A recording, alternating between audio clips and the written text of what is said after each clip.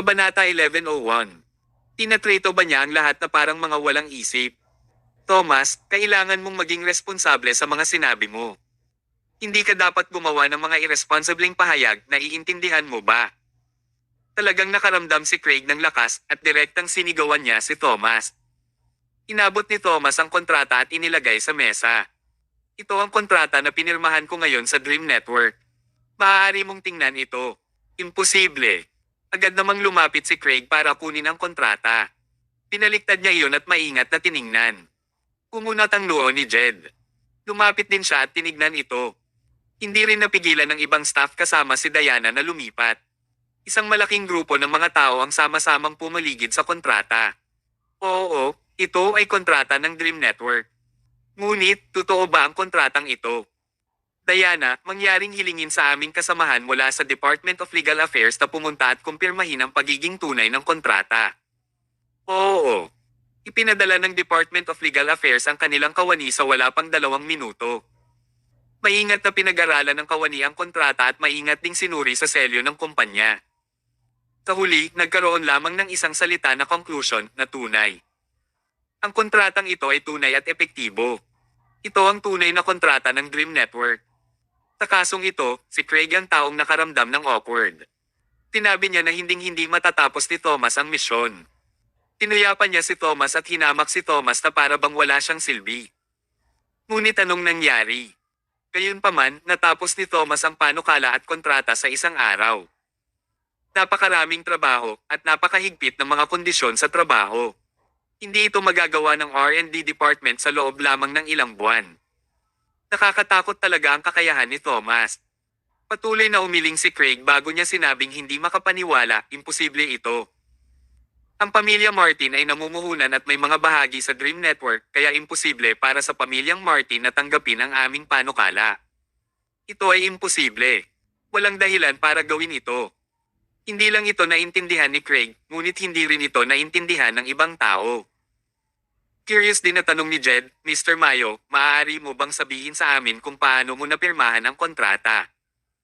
Dahil talagang nakakagulat na ang kumpanya na ang mga bahagi ay hawak ng pamilya Martin ay tanggapin ang aming panukala. Walang maniniwala dito. Umiti ng mahina si Thomas. Walang espesyal na dahilan. Maganda ang pagkakagawa ng proposal kaya tinanggap nila ito. Ayan yon. Iyon. Kumunat ang noo ni Jed. Ang panukalang ito ay nagawa ng maayos, ngunit naiintindihan niya si Jake. Si Jake ay hindi isang taong makikipagtulungan sa Sterling Technology. Dapat may sekreto sa likod nito. Kaya lang ayaw ni Thomas na sabihin sa kanila. Sa oras na ito, may napagtanto ang kasamahan ng Department of Legal Affairs. May karagdagang termino pa at may kinalaman pa nga sa halaga ng kontrata. Ang pagtuklas na ito ay nagpatawa ng malakas kay Craig. He chuckled as he said, I was wondering why Jake, the sly jerk, was willing to collaborate with us. Si Ginoong Mayo pala, ginawa mo siyang sumang-ayon sa pakikipagtulungan pagkatapos mong sadyang ibaba ang presyo. Napakababa ng presyo kapag makakasundo si Jake sa collaboration, di ba? Hayaan mo akong hulaan. Ginoong Mayo, dapat pumayag ka na magbayad na lang sila ng kalahati ng presyo o kahit 1/3 ng presyo. Napangiti ng mahina si Thomas na hindi sumasagot. Sa oras na ito, umiling ang kasamahan ng Department of Legal Affairs. Ginoong Eastwood, nagkakamali ka. Tumawa ng malakas si Craig. Hoy, nagkamali ba ako? Kaya, sabihin mo sa akin, magkano ang hiniling ni Thomas? Don't tell me 1/5 ng orihinal na presyo. Ang sarkastikong anyo nito ay tila naghanda para panoorin si Thomas na nagpapatawa sa sarili. Ganoon din ang ginawa ng ibang mga tauhan. Kung tutusin, maliban sa war of price, walang ibang dahilan para sumang-ayon si Jake sa collaboration ng dalawang partido. Gayunpaman, ang sinabi ng kasamahan ng Department of Legal Affairs ay nalaglag ang panga ng lahat sa pagkabigla. Ginoong Eastwood, ang karagdagang termino sa kontrata ay nagsasaad na handa silang pumirma sa kontrata na may dobleng presyo. Ang walang malasakit na tono ay nagdulot ng malaking pagkabigla. Napatulala si Craig. Nawala ang ngiti niya at tuluyan na siyang natulala na parang bato. Ang malaking pag-unlad ng insidente ay nalampasan ang kanyang pangunawa. Ito ay imposible. Ito ay isang bagay na hinding-hindi mangyayari. Si Craig ay hindi nang ahas na maniwala na si Jake ang matandang tusong jerk ay hindi lamang sumang-ayon sa pakikipagtulungan, ngunit handa pa siyang magbayad ng dobleng presyo. Ito ay isang bagay na hindi mangyayari tulad ng araw na sumisikat mula sa kanluran. Natigilan ng lahat ng staff sa R&D department. Kung 100% ang buong marka, ang pagganap ni Thomas sa pagkakataong ito ay magiging 120%. Siya ay mahusay. Hindi, ang mahusay ay hindi sapat upang ilarawan ang kakayahan ni Thomas. Naubusan ng salita ang lahat para ilarawan siya. Naramdaman na lang nila na bumuti agad ang imahe ni Thomas na para bang naging higanti si Thomas. Siya ay matangkad, malaki, maliwanag, at may pag-asa. Kabanata 11:02. Tinitigan ni Jed ang telepono sa mesa at nag-alinlangan. Ayaw ba niyang tumawag?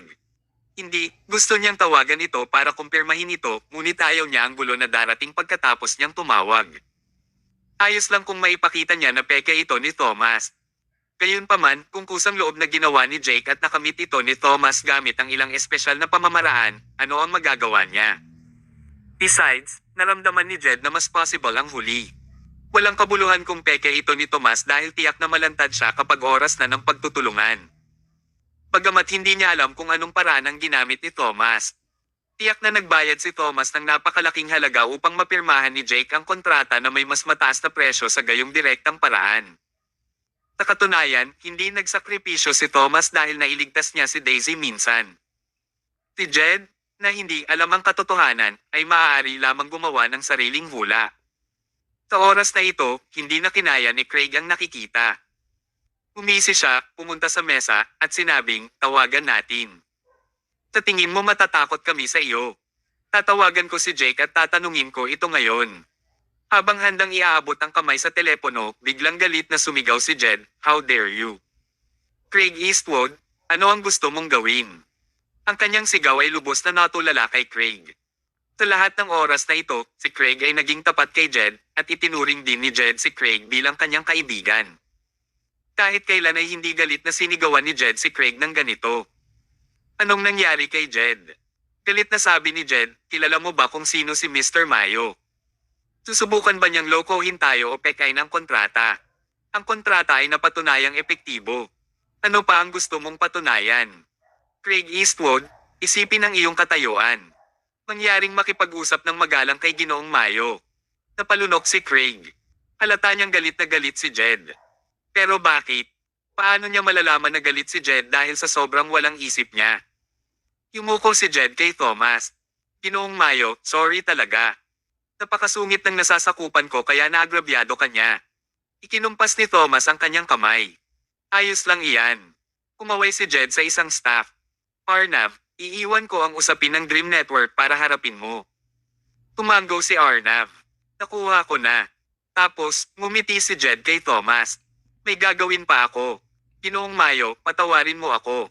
Hanggang sa muli, galit na naglakad si Jed. Natigilan si Craig at agad niyang sinundan si Jed. Ang pagpirma ng kontrata ay sa simula ay isang magandang bagay, ngunit tila ito ay isang masamang bagay para sa kanilang dalawa. Lahat ng iyon ay dahil sa selos. Bahagyang umiling si Thomas at umupo.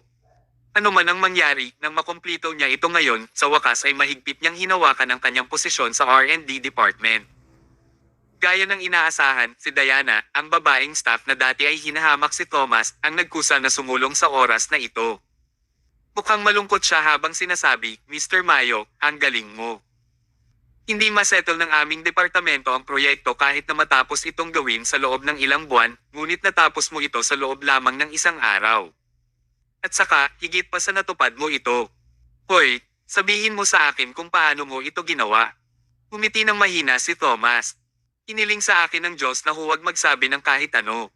Nagpout si Diana. Cheapskate.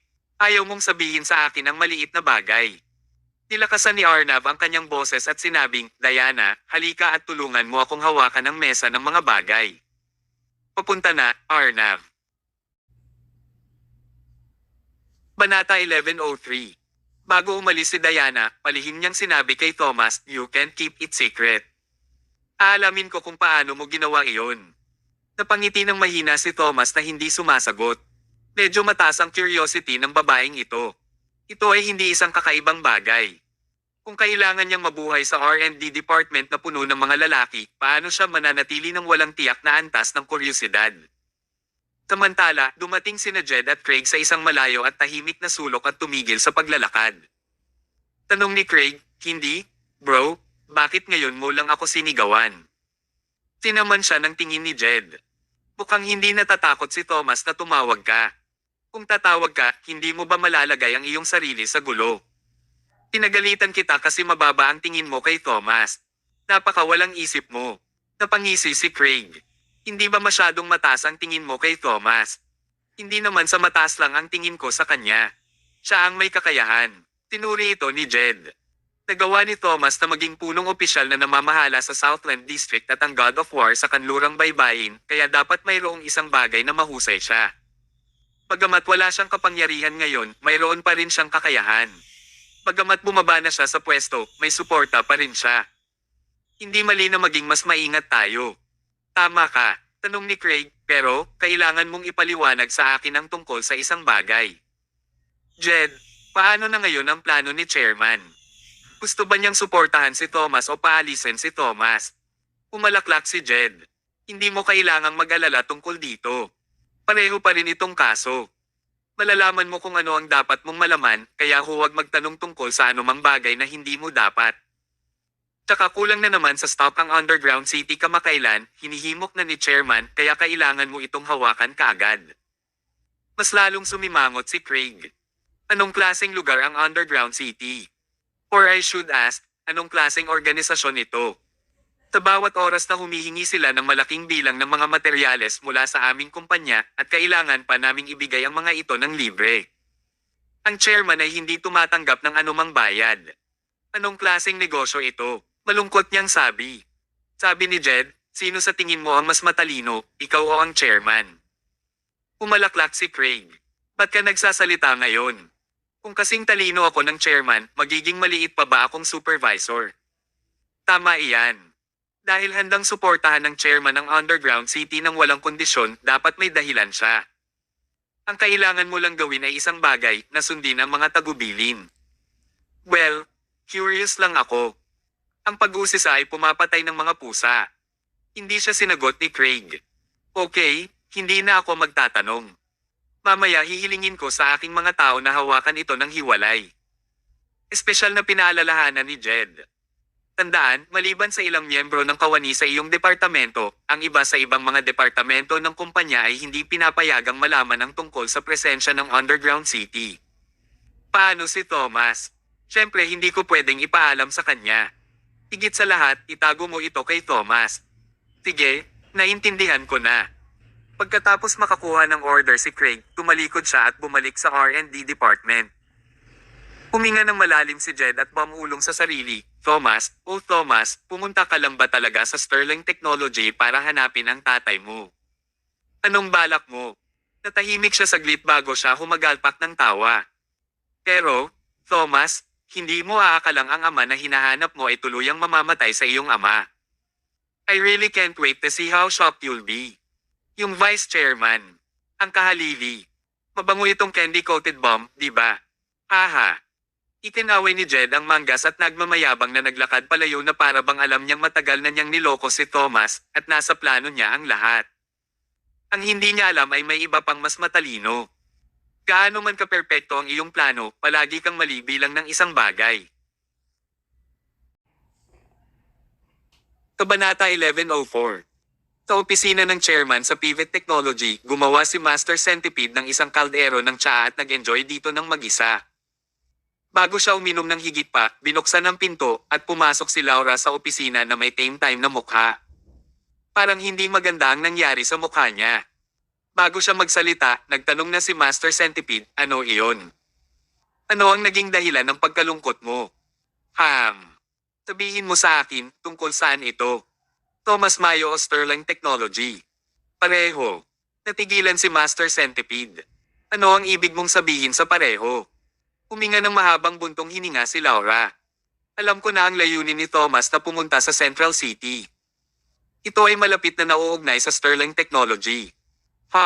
Pumalaklak si Master Centipede. Ang Thomas na ito ay palaging nagiging isang masamang sentimos. Hindi pa namin siya nakuha para sa lumang sama ng loob at nagsimula siyang makisali sa Sterling Technology. Sabihin mo sa akin ngayon, ano ang relasyon niya sa Sterling Technology? Nag-isip sandali si Laura at sinabing, si Thomas ang chairman ng Sterling Technology, ang biolohikal na anak ni Nelson. Paf! Direktang iniluwa ni Master Centipede ang tsaa. Nanlaki ang mata niya habang nakatitig kay Laura. Pasensya na. Si Thomas Mayo ay anak ni Nelson Mayo. Paulit-ulit na nagbago ang ekspresyon ni Master Centipede at hindi niya alam kung dapat ba siyang umiyak o tumawa. Paano mangyayari ang ganitong pagkakataon sa mundo? Okay, magaling. Ang aming mga karibal ay nasa isang lugar ngayon. Una kong binalak na harapin ang Thomas at Sterling Technology ng hiwalay. Pero, ayos na ngayon. Magkasama sila sa side na iyon, kaya ko silang haharapin ng sabay-sabay. Ito ay iligtas sa akin ng maraming problema. Sabi ni Laura, kaninang umaga, nag-organisa si Nelson ng internal meeting at itinaguyod si Thomas bilang vice-presidente. Kasabay nito, inihayag ni Nelson na si Thomas ang magiging legal na tagapagmana ng Sterling Technology. Ano, naramdaman ni Master Centipede na may mali. Kahit na anak niya si Thomas, hindi rin niya basta-basta ma-promote ng ganoon. Kung gagawin ito ni Nelson, ibig sabihin ay ilalagay niya si Thomas sa kabaligtaran ng buong kumpanya. Ang mga kasalukuyang miyembro ng kawani na nagtatrabaho ng husto ay tiyak na malungkot. Imposibleng hindi ito malaman ni Nelson the Sly Fox. Hindi ba niya pinapahirapan ang anak niya? Bukod dito, si Jed Motley ang pinakamahalagang person in charge maliban kay Nelson sa Sterling Technology. Kung biglang na-promote si Thomas lampas kay Jed, papayag kaya si Jed? Kahit na ano, dapat mayroong isang bagay dito. Tumango si Laura. Ganoon din ang naisip ko. Pakiramdam ko ay nagtutulungan sina Nelson at Jed na sadyang suportahan ang isa't isa at talunin si Thomas. Ngunit, ang problema ay, hindi ba ang biological na anak ni Thomas Nelson? Kahit na ang mga hayop ay hindi papatayin ang kanilang mga anak. Kailangan bang gawin ito ni Nelson? Hindi ko mawari. Umigop ng tsaa si Master Centipede. Hindi ko rin kaya. Ngunit, ito ay kapaki-pakinabang sa atin. Hindi madaling pakitunguhan sina Thomas at Nelson. Kung sila ay tumayo laban sa isa't isa, ito ay magiging isang sitwasyon kung saan masaya kaming makita. Pinuksan niya ang isa pang paksa habang nagtanong, Laura, gaano karami ang alam mo tungkol sa Underground City? Nakaramdam ng pagkadismaya si Laura. Kaunti lang. Sa Sterling Technology, iilan lamang sa mga kawani mula sa R&D Department ang nakakaalam tungkol sa presensya ng Underground City at lahat sila ay pinananatiling confidential. Si Nelson ay isang tusong matandang haltak. Isang bahagi lamang nito ang ipinaalam niya sa bawat isa sa kanila. Maliban kung lahat sila ay nagtutulungan, walang makakaalam ng lahat tungkol sa Underground City.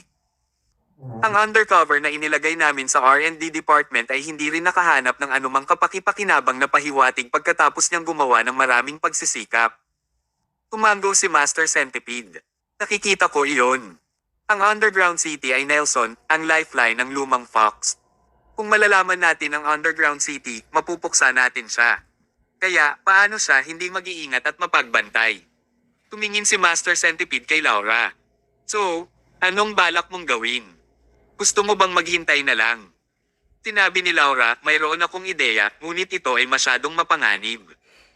Hindi ako maglakas loob na gumawa ng sarili kong desisyon. Gusto ko munang humingi ng opinyon mo, padre. Okay, sige. Gusto kong makuha ang undercover na ahente sa R&D Department na magtanim ng isang bagay at i-frame ang mga miyembro ng kawani na nakakaalam tungkol sa sikreto ng Underground City. Pagkatapos ay pilitin si Nelson na tanggalin ang mga kawani na ito. Pagkatapos, mag-oorganisa kami ng sesyon ng recruitment para i-recruit sila sa Pivot Technology. Susubukan naming ipaalam sa kanila ang tungkol dito at matutuklasan namin ang sikreto ng Underground City sa ganitong paraan. Pinaikit ni Master Centipede ang kanyang mga mata. Ang panganib ay talagang mataas at kung hindi mo ito gagawin ng maayos, mawawala sa iyo ang lahat.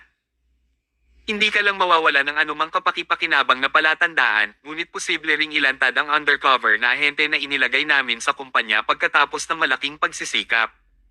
Paulit-ulit niya itong iniisip. Itinaway ni Master Centipede ang kanyang kamay.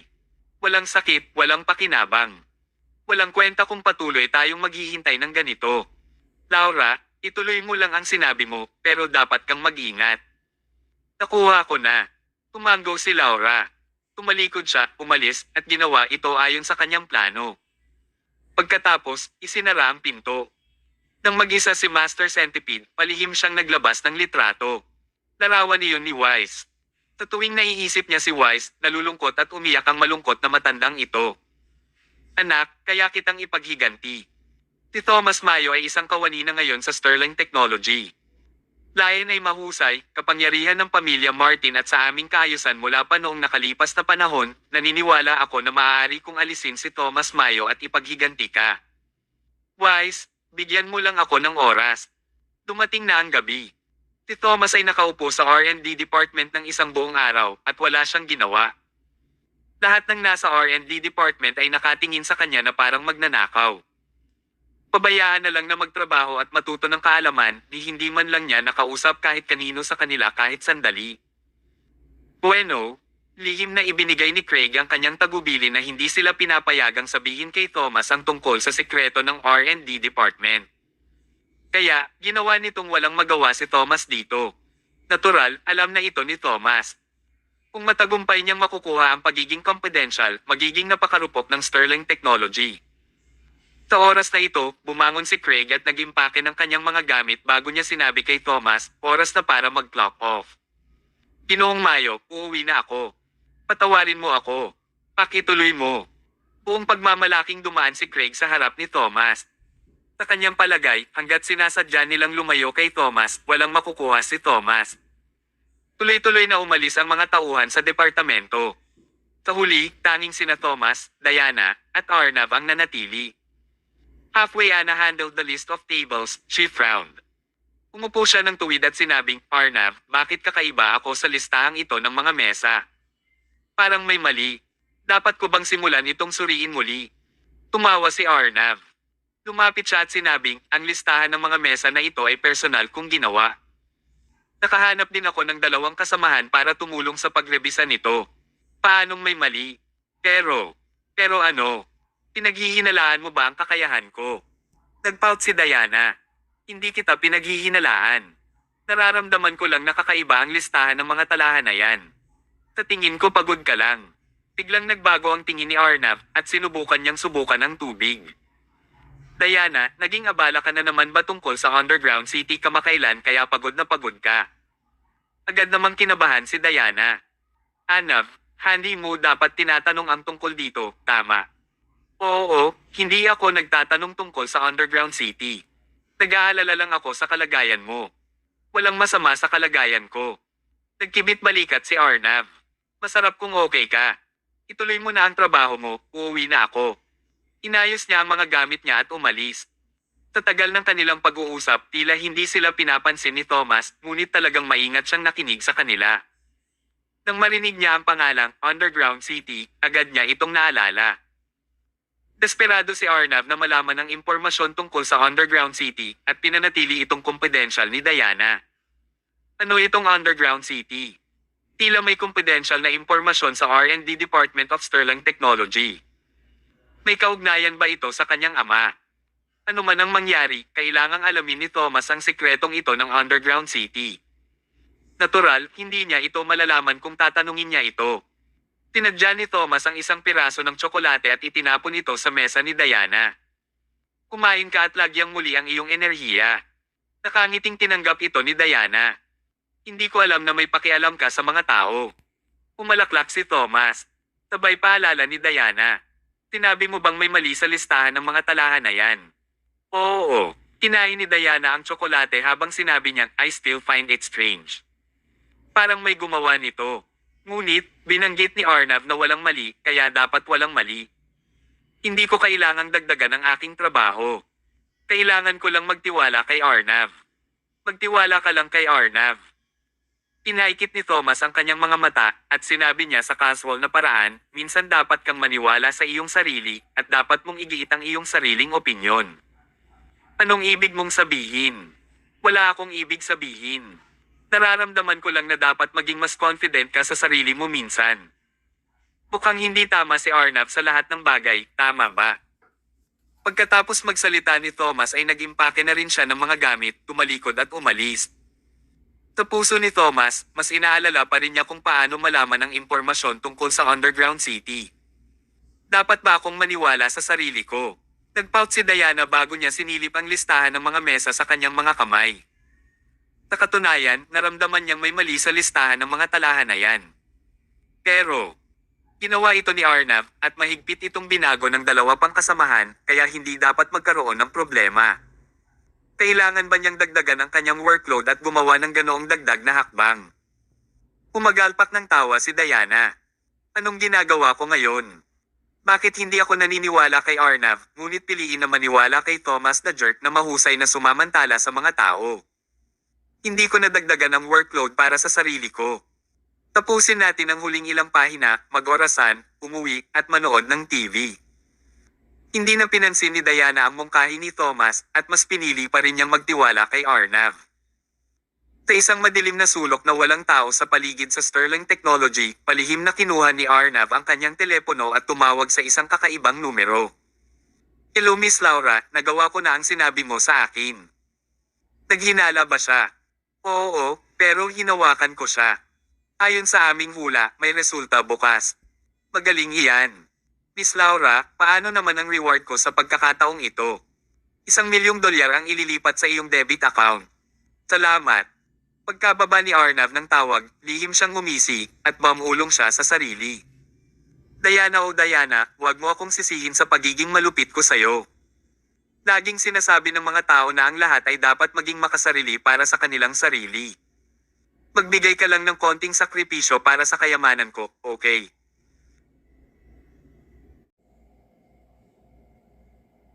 Kabanata 1105. Nang pumunta si Thomas sa R&D department kinabukasan, nakakagulat na nalaman niyang natutulog talaga si Diana sa sopa ng kumpanya. Mukhang hindi siya umuwi kagabi. She's really a girl who will work hard, bulong ni Thomas sa sarili. Pagkaupo pa lang ni Thomas, biglang pumasok sa opisina si Craig sa galit at galit na sinigawan si Diana sa sofa, anong oras na ngayon? Bakit tulog ka pa? Kumising ka na. Agad namang nagising si Diana.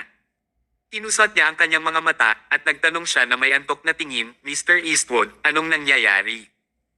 How dare you still ask me kung ano ang nangyayari? Inihagis ni Craig sa kanya ang isang listahan ng mga mesa. Ginawa mo itong listahan ng mga talahan na yan, tama. Kinuha ito ni Diana at tinignan. Oo, nag-overtime siya hanggang hating gabi para mapabilis ang pag-usad para magawa ito. Ginawa ko ito. Paano na? Napangisi si Craig. Nakakatuwa na umamin ka. Diana, tingnan mo ang listahan ng mga mesa. Ibang-iba ito sa paunang plano at sa inaasahan ng kliyente. Pagkatapos kong ibigay ang listahan mo ng mga mesa sa kliyente ngayon, wala pang 10 minuto ay tinanggihan na nila ito at pinagalitan pa ako ng husto. Pinagalitan ako, pero ayos lang. Ang ikinagalit ko ay nakansela ang order dahil sa aming kapabayaan. Ang proyekto na nagkakahalaga ng $50 million ay wala na. Galit na sigaw ni Craig, puno ba ng basura ang utak mo? Paano mo ginawa ang iyong trabaho? Kung tatanungin ito ng chairman at ng general manager, paano ko sila sasagutin? Ha! Kanina pa pinagalitan si Diana at agad siyang nabalisa. Nag-overtime siya ng husto para magmadaling gumawa ng listahan ng mga talahan na yan, ngunit hindi siya nakatanggap ng anumang papuri at naging scapegoat pa nga siya dahil sa pagkakamali. Ang babaeng ito na may dalisay na pag-iisip ay nahirapang tanggapin ito sa maikling panahon. Naagrabyado lang siya. Tahimik na tumulo ang kanyang mga luha at pinakanak ang pinupunasan ng kanyang mga luha gamit ang kanyang kamay. Hindi niya matanggap ang resultang ito. Umiiyak ka ba? Paano ka naiyak ngayon? Itinuro ni Craig ang listahan ng mga talahan na yan at sinabing, dahil sa iyong kapabayaan, nagdulot ka ng malaking halaga ng pagkalugi sa kumpanya. Huwag mong isipin na malalampasan lang natin ito. Ayon sa kinakailangan sa kontrata, kailangan nating pasanin ng 10% ng pagkalugi sa pananalapi. Ito rin ay nangangahulugan na si Diana, kailangan mong magbayad ng $5 million sa kumpanya. $5 milyong. Natulala na lang si Diana. Nagtrabaho siya ng husto at nag-overtime at wala siyang kinikita. Ayos lang iyon, ngunit bakit kailangan pa niyang magbayad ng $5 million pabalik sa kumpanya? Paano ito nangyari? Ginoong Eastwood, paano ako magkakaroon ng napakaraming pera? At saka, hindi ako ang namamahala sa proyektong ito ay. Agad siyang pinutol ni Craig. Hindi ikaw ang may hawak nito. Haha, ang lakas ng loob mong sabihin yan. Ang listahan ng mga talahan na yan ay binuo mo at lahat ng bagay ay pinangangasiwaan mo. Si Arnab at ang iba ay nagtatrabaho lang para sa iyo at sinabi mong hindi ikaw ang taong namamahala ngayon. Lalong naguluhan si Diana. Sa totoo lang, ang pangunahing namamahala sa proyektong ito ay si Craig. Ngunit, walang nagawa si Craig dahil ipinaubaya niya ang lahat sa kanyang mga nasasakupan. Dahil si Diana ang hindi gaanong nakaranas, kinuha niya ang pinakamaraming workload. Mabuti naman ngayon. Ang taong higit na nagtrabaho ay ang taong responsable. Nag-aatubili na kinuha ni Diana ang listahan ng mga mesa at nakita kung ano ang mali dito. Mabuti naman nang hindi niya ito nakita, ngunit nang tingnan niya ito, galit na galit siya. Kabanata 1106. Ang mga problemang iyon ay ang mga bahagi kung saan sinabi ni Arnav na walang mali. Sa totoo lang, naramdaman ni Diana na may mali kagabi. Maging si Thomas ay pinayuhan din siya na magtiwala sa kanyang sariling paghuhusga. Pero anong nangyari ngayon? Hindi pinansin ni Diana ang payo ni Thomas. Mas pinili niyang magtiwala kay Arnav kaysa magtiwala sa sarili niyang paghuhusga, kaya nangyari ito sa huli. Kung mas may tiwala siya sa sarili niya o kay Thomas, hindi siya haantong sa ganoon. Ginoong Eastwood, I didn't make these mistakes, depensa ni Diana sa kanyang sarili sa huling pagkakataon. Si Arnav, siya iyon. Wow, sinusubukan mo pa bang ipagtanggol ang sarili mo ngayon? Galit na sinabi ni Craig, sa madaling araw, nagsumbong si Arnav sa akin. Sinabi niya na kumilos ka sa isang mapagmataas na paraan at hindi nakinig sa kanyang payo. Malinaw na nalaman ni Arnav ang isang malaking bilang ng mga pagkakamali sa listahan ng mga talahan na yan, ngunit ikaw ay mayabang na hindi mo siya pinakinggan. Sa huli, nakagawa ka ng napakalaking pagkakamali. Diana Red, ikaw ang gumawa ng mga pagkakamali at sinusubukan mo pa ring sisihin ito kay Arnav. Paano ka naging mabisyo? Ay, hindi alam ni Diana kung ano ang dapat niyang gawin. Tinalikuran ni Craig ang kanyang responsibilidad bilang taong namamahala kay Diana at sinisi ni Arnav si Diana sa pagkakamali. Ang dalawang lalaking ito na dapat ang mga taong may pananagutan ay agad na nagsisisi kay Diana. Ang kawawang babaeng ito ang naging scapegoat para sa dalawang lalaking ito. Karaniwang natatanggap niya ang pinakamababang sweldo at tinatanggap niya ang pinakanakakapagod na trabaho. Pero kapag may nangyari sa huli, kailangan pa rin niyang sisihin. Ito ay ang kalungkutan ng pagiging sa ilalim ng kumpanya, tama. Maliban sa pag-iyak, wala nang ibang solusyon si Diana ngayon. Sa huli, sinabi ni Craig, Diana, may dalawang pagpipilian para sa iyo ngayon. Una, bayaran ng $5 million na pagkawala. Pangalawa, maghintay na lang nakasuhan ng kumpanya at makulong ng halos 20 taon. Ikaw ang gumawa ng sarili mong pagpili. Pagkatapos magsalita ni Craig, ibinaba niya ang kanyang manggas at diretsyong umalis. Si Diana lang ang naiwan doon. Umupo siya sa sopa at umiyak ng malungkot. Natahimik ang buong opisina at naging malungkot ang lahat. Palihim nang umisi si Arnav bago siya tahimik na lumabas ng opisina. Nakahanap siya ng isang sulok kung saan walang tao at tumawag siya kay Laura. Hello, Miss Laura, naayos na ang bagay. Ang malaking proyekto na nagkakahalaga ng $5 million ay nabigo at si Craig, ang haltak, ay umiwas sa kanyang responsibilidad kay Diana. Ngayon, hindi nababayaran ni Diana ang pagkawala ng $5 million at umiiyak siya ng husto. Nanatiling tahimik muna ang kabilang dulo ng tawag ng ilang segundo. Pagkatapos, narinig ang boses ni Laura. Magaling bantayan mo ang kinaroroonan ni Diana at magsumbong sa akin. Kapag may pagkakataon, mag-aayos ako ng magre-recruit kay Diana. Roger yan. Napakaganda ng plano ni Laura. Ginamit niya sina Craig at Arnav para pilitin si Diana sa isang dead end bago siya nagpadala ng isang tao upang tulungan si Diana na bayaran ang pagkawala. Sa kasong ito, makakagawa siya ng magandang impression kay Diana. Sa oras na iyon, lubos na nagpapasalamat si Diana para sa Pivot Technology. Ilalantad din niya ang sikreto ng underground city ng walang pag-aalinlangan. Napakahusay ni Laura sa paglalaro ng trip na ito ng pag-set up ng kaaway gamit ang sarili nilang bitag. Ngayon, kailangan lang niyang hintayin si Diana na manatiling mag-isa at hayaan ang kanyang mga tao na pumunta at i-recruit siya. Payag man o hindi si Diana, pipiliin din niyang tanggapin ang alok. Pagkatapos ng lahat, hindi niya nabayaran ang $5 million na utang at hindi niya gustong makulong. Ang pagpili na tanggapin ang alok ng Pivot Technology ay ang tanging solusyon niya para mabuhay. Hinarang din na ni Laura ang ruta ni Diana para makatakas. Wala siyang ibang pagpipilian. Kawakas, makalipas ang 2 oras, nakatanggap ng text message si Laura. Pumunta si Diana sa coffee shop sa tapat ng kumpanya. Napangiti si Laura. Agad niyang inayos ang isang subordinate na magre-recruit kay Diana. Tatanggapin niya ang sikreto ng Underground City. Kabanata 1107. Sa coffee shop sa buong Sterling Technology, si Diana ay nakaupo mag-isa sa isang sulok. Umorder siya ng isang tasa ng kape habang nilalasap niya ang pait at lungkot ng kanyang buhay. Hindi siya naglakas loob na sabihin sa kanyang pamilya ang tungkol dito dahil hindi niya alam kung paano siya magbukas. Kinasusuklaman din niya sina Craig at Arnav, ang mga jerks, dahil ginawa siyang scapegoat at pagpilit sa kanya sa isang dead end. Ang bagay na hindi niya mapapatawad ang pinaka-nababahala na Sterling Technology. Sa oras na ito, gusto ni Diana na malugi na lang ang Sterling Technology pagkatapos nito. Hindi niya kailanman kinasusuklaman ang Sterling Technology tulad ng ginawa niya ngayon. Paano maaaring umiral ang isang masamang kumpanya na tulad nito sa mundo? Nilasap niya ang kape habang palihim niyang pinupunasan ang kanyang mga luha. Sa oras na ito, matagal na nakatitig kay Diana ang isang pares ng mga mata sa dilim at handa na siyang kumilos. Subordinate siya ni Laura at nakatanggap na siya ng utos na pumunta at i-recruit si Diana. Nang makita niyang walang tao sa paligid, pakiramdam niya ay dumating na ang oras. Habang handa siyang maglakad pasulong, may narinig siyang nagsasabing, "Diana, bakit ka nakaupong mag-isa dito?" Nabigla siya kaya bumalik agad siya sa upuan niya. Itinaas ni Diana sa sulok ang kanyang ulo at napagtanto niyang ang taong naglalakad palapit sa kanya ay si Thomas, ang masamang lalaki na inakala ng lahat na sasamantalahin lamang ang sitwasyon. Anong ginagawa niya dito? Grabe ang nararamdaman ni Diana ngayon. Nang makita niya si Thomas, mas nalungkot siya.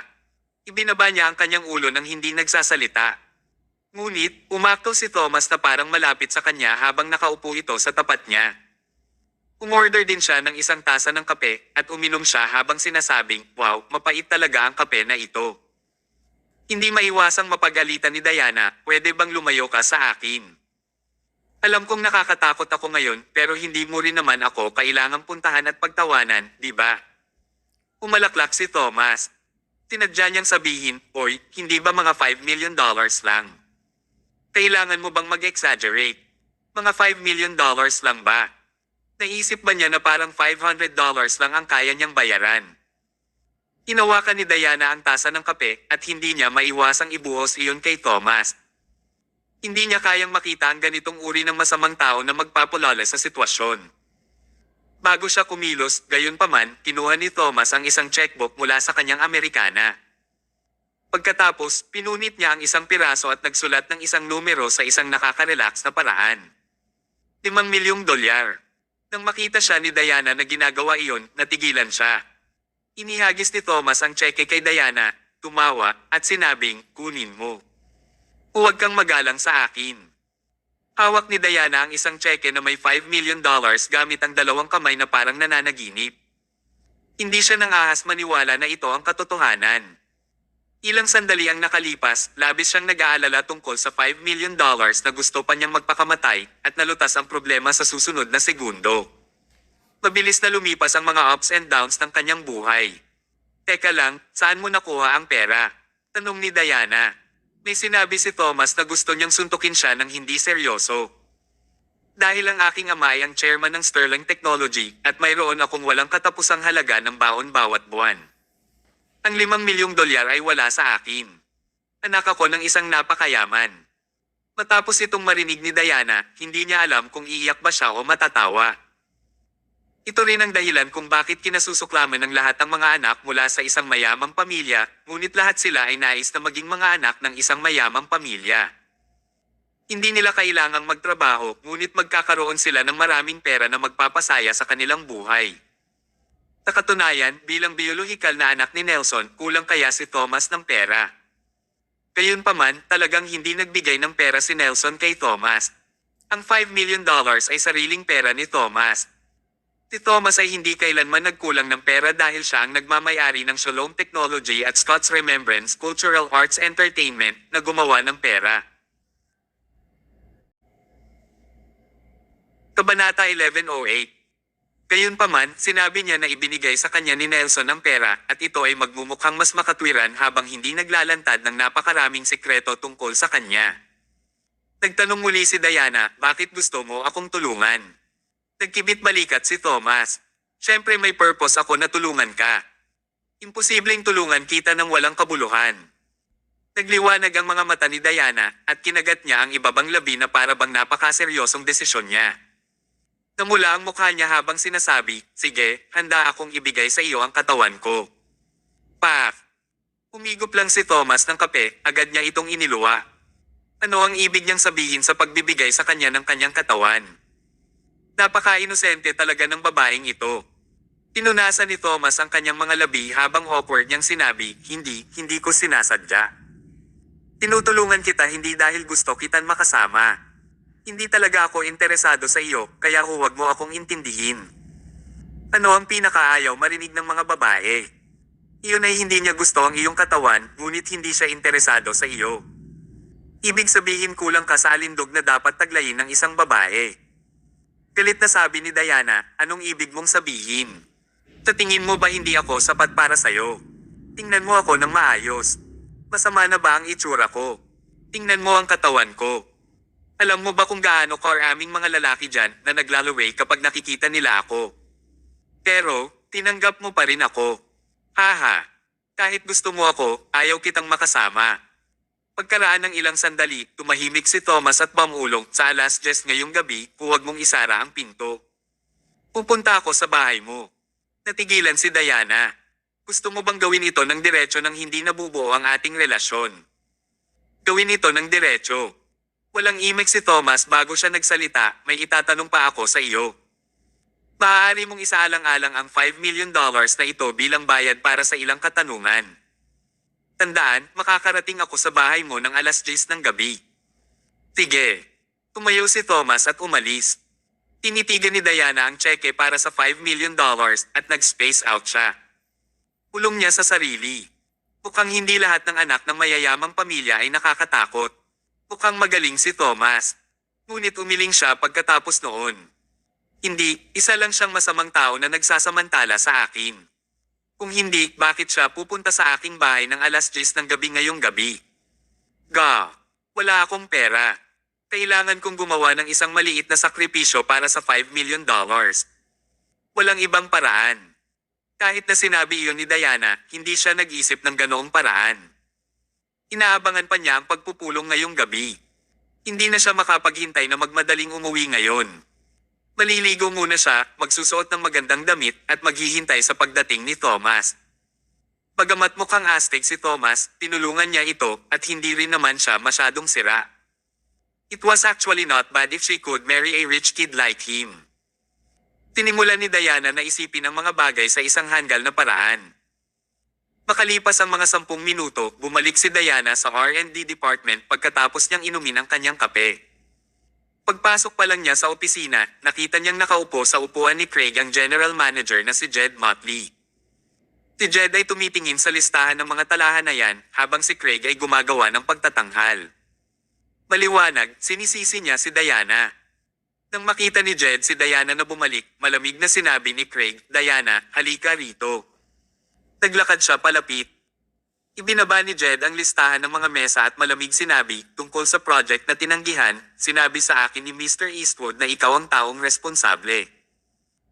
Ang $50 million na proyekto ay natapos dahil sa iyong malubhang kapabayaan at kailangan mong pasanin ang 10% na pagkawala na nangangahulugang kailangan mong magbayad ng $5 million sa kumpanya. Kabanata 1109. Bagaman marami kang naiambag sa kumpanya, ito pa rin ang aming sistema at walang lalampas sa mga patakaran. Diana, handa ka bang tanggapin ang pagkawala? Tumango si Diana. Oo. Natigilan ang lahat. Noong una ay naisip nila na si Diana ay iiyak, makikigulo, at tatangjing aminin ito o iiwan niya ang responsibilidad kina Craig at Arnav. Pero, sinong mag-aakala na aaminin ito ni Diana sa diretsahang paraan? Ito ay talagang kakaiba. Tinadya ni na Jed at Craig ang maraming dahilan para harapin si Diana, ngunit hindi na nila ito magagamit ngayon. Sabi ni Jed, Diana, naiintindihan mo ba? Kailangan mong ibalik ang $5 million na pagkawala sa kumpanya. Payag ka bang gawin ito? Oo. Inilapag ni Diana ang tseke sa mesa ng walang pag-aalinlangan. Ito ang tseke para sa $5 million. Maaari itong magamit upang bayaran ang pagkawala ng kumpanya. May pera siya. Hindi makapaniwalang kinuha ni Jed ang tseke. Sa hindi kalayuan, lihim na tumawa si Arnav. Ang lahat ay eksaktong pareho sa kanyang inaasahan. Itinakda niya ito upang pilitin si Diana sa isang dead end, pagkatapos ay isasaayos ni Laura ang isang tao na magre-recruit kay Diana. Bagamat kakailanganin nilang gumastos ng $5 million, walang halaga ang halagang ito basta't malalaman nila ang sikreto ng Underground City. Lihim na tumawa si Arnav. Nang makita niyang naglabas si Diana ng tseke na $5 million, ibig sabihin ay nasuhulay na si Diana ni Laura. Magkakaroon siya ng isa pang kasama ngayon. Habang nakaramdam siya ng saya, biglang tumingin si Jed kay Thomas at nagtanong siya na may halong pagtataka, Mr. Mayo, binigay mo ba itong tseke kay Diana? Pumalakpak. Samahan daw si Arnav sa mesa. Ano ang nangyayari? Bakit si Thomas ang magbibigay ng tseke? Si Thomas ba ay undercover na inayos ni Laura? Imposible naman. Ito ay masyadong exaggerating. Ngunit, tila medyo makatwiran. Bakit pipirmahan ni Thomas ang kontrata kay Jake noong nakaraan? Kung si Thomas ay nasa panig ni Laura, siya ay magiging isang miyembro ng pamilya Martin, kaya natural na maaaring pumirma siya ng kontrata kay Jake na namuhunan at sinusuportahan ng pamilya Martin. Lihim na nagulat si Arnav. Laura o Laura, hindi ka talaga simpleng tao. Maliban sa akin, naglagay ka pa ng napakagandang undercover dito. Pinirmahan ni Thomas ang kontrata kay Jake noong huling pagkakataon at nagbigay siya ng tseke kay Diana sa pagkakataong ito. Kaya, sigurado si Arnav na kakampi niya si Thomas. Palihim na tumingin si Arnav kay Thomas at naisip na niya kung dapat ba siyang maghanap ng pagkakataong makausap ito. Kung tutusin, pareho silang undercover sa iisang bubong kaya dapat silang magtulungan. Maliban kay Arnav, mukhang tulala sina Jed at Craig. Hindi nila inaasahan na gagawa si Thomas ng hakbang para tulungan si Diana. Tanong ni Jed, Mr. Mayo, pera mo. Umalaklak si Thomas. Bakit? Sa tingin mo ba hindi ko kayang bayaran ang perang ito? Hindi. Alam na alam ito ni Jed. Si Thomas ay dating punong opisyal na namamahala at ang Diyos ng digmaan. Nawalan man siya ng kapangyarihan, mahirap pa ring hulaan ang yaman na pag-aari niya. Ang $5 milyong ay wala. Ang problema, bakit niya tutulungan si Diana? Para iwaksi ang mga hinala ni na Jed at Craig at para hindi ilantad ang kanyang layunin sa pagsisiyasat sa Underground City, napangiti si Thomas habang nakatingin kay Diana. He licked his lips, and he said with a greedy gaze, why can't I help a cute girl like Miss Red? Siyempre, hindi ko siya tinutulungan ng walang kabuluhan. May pangako tayo.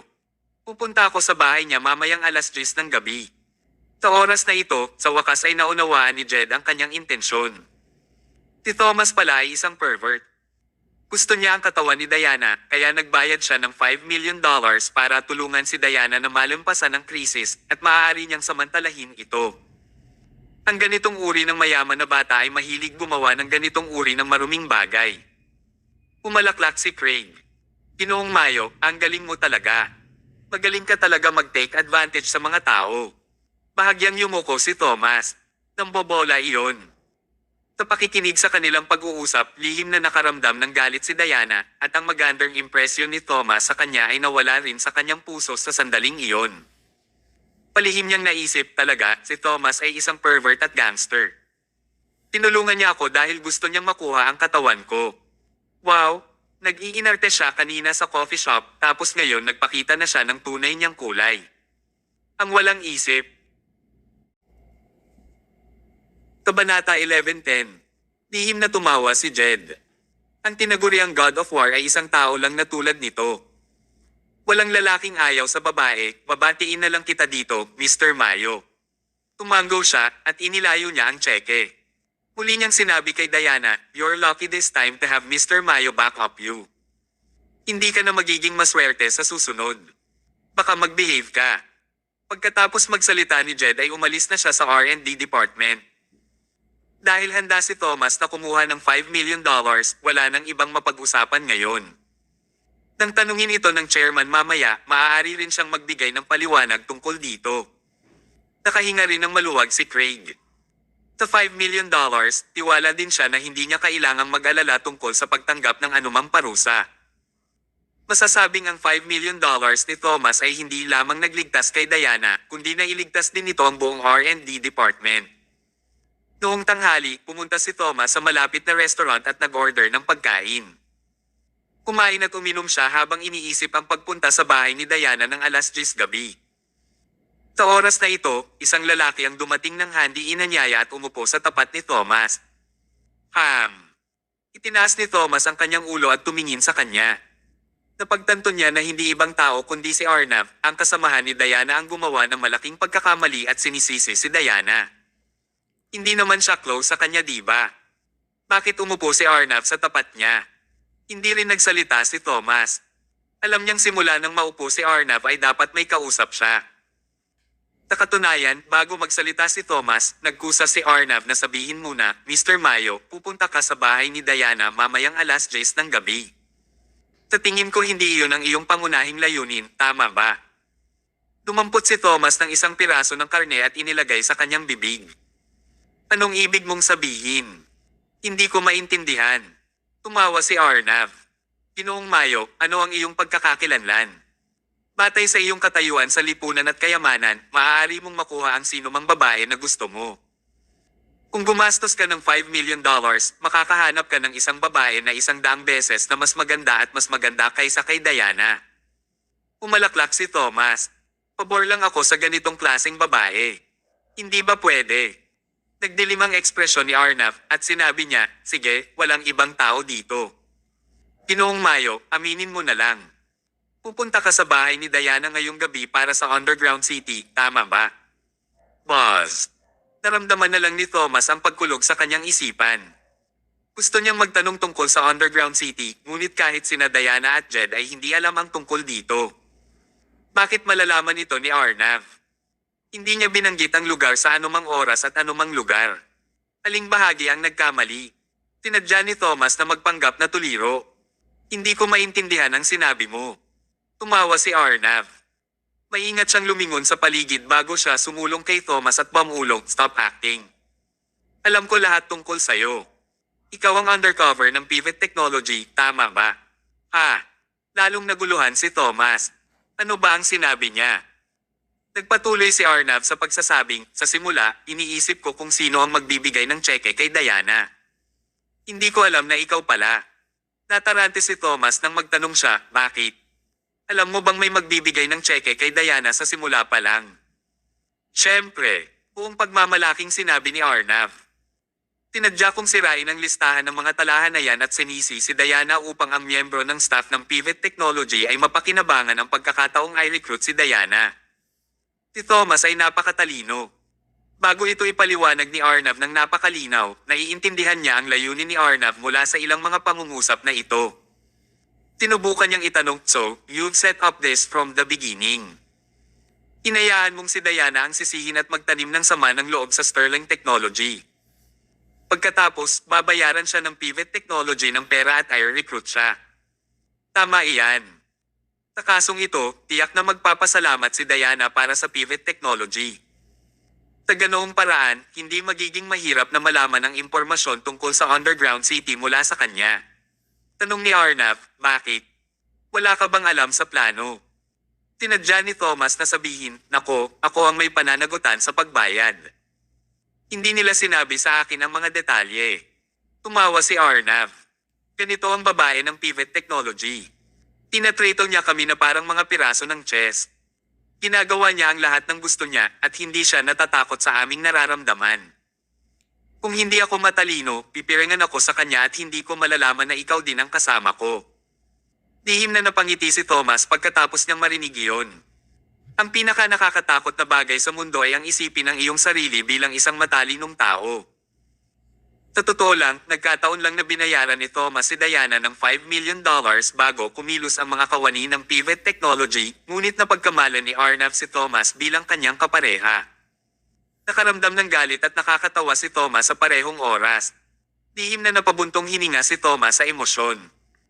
Kung hindi siya tinulungan ng Pivot Technology, hindi niya alam kung kailan siya magkakaroon ng pagkakataong gumawa ng magandang impresyon kay Diana at malaman ang lungsod ng Underground City. Ngayon, tila ang Pivot Technology ay nagtrabaho hanggang sa buto, ngunit iniabot lamang nila ang bunga ng tagumpay kay Thomas sa huli. Mamamatay na sila sa galit. Bahagyang ngumiti si Thomas habang pinupuno niya ang isang baso ng alak para kay Arnav. Dahil malinaw na tayo sa ating mga pagkakakilanlan, dapat tayong makipag-usap ng higit pa para hindi tayo mabubulagan ng ibang tao. Tama ka, sabi ni Arnav, ganyan din ang iniisip ko. Kung mag-uutos muli ang Pivot Technology, hahayaan namin ang isa't isa at tulungan ang isa't isa. Ano sa tingin mo?